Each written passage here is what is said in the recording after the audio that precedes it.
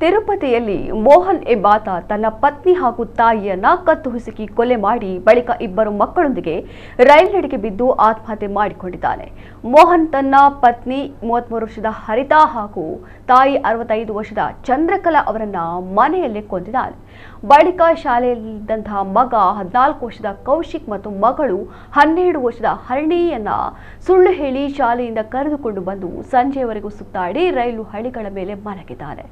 ಆರೋಪಿ ಈ ಕೃತ್ಯ ಏಕೆ ಎಸಗಿದ್ದಾನೆಂದು ತಿಳಿದು ಬಂದಿಲ್ಲ. ಮೋಹನ್ ಪತ್ನಿಯ ಸಹೋದರ ಬಾಲಕೃಷ್ಣ ಎಂಬುವರು ಮನೆಗೆ ಹೋದಾಗ ಕೊಲೆ ಕೃತ್ಯ ಬೆಳಕಿಗೆ ಬಂದಿದೆ. ಪೊಲೀಸರು ಪ್ರಕರಣ ದಾಖಲಿಸಿಕೊಂಡಿದ್ದಾರೆ.